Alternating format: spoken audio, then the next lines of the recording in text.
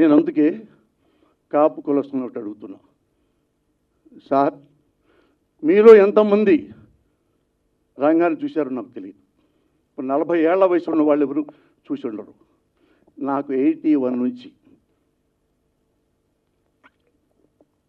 రంగా శిష్యుడిని, పోసాని కృష్ణమురళి. నన్ను నాగార్జున యూనివర్సిటీలో students యూనియన్గా general సెక్రటరీగా నన్ను గెలిపించాడు రంగా గారు. అప్పుడు విజయవాడ ఊరంతా ఊరేగించాడు రంగా గారు నన్ను, కమ్మవాడిని.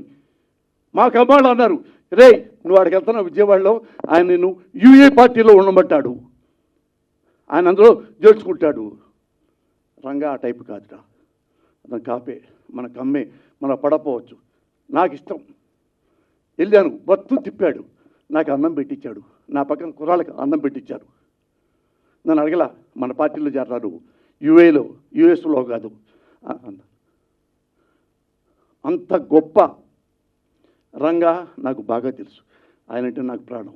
మా కుటుంబ సభ్యులు ఎందుకు చెప్తున్నానంటే, నా భార్య తమ్ముడు పెళ్ళైతే పెళ్లి కార్డు కోసం రంగా గారింటికి వెళ్ళింది నా భార్య తమ్ముడు.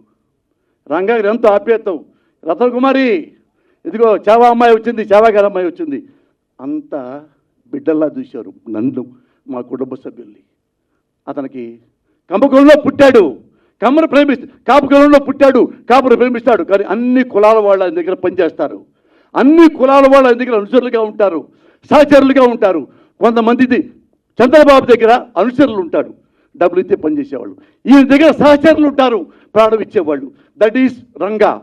అలా రంగాన్ని మీరు నిజంగా ప్రేమిస్తే ఏ ఒక్క కాపు సోదరుడైనా, ఏ ఒక్క కాపు సోదరి అయినా సరే చంద్రబాబు అనేవాడికి ఓటేయకండి, టీడీపీకి ఓటేయకండి, సైకిల్ గుర్తుకు ఓటేయకండి. ఎవరైనా ఈ పవన్ కళ్యాణ్ మాటలు నమ్మి మీరు ఒక్క ఓటైనా సైకిల్కి వేస్తే స్వర్గంలో ఉన్న రంగా గారికి ఆత్మ క్షోభిస్తుంది.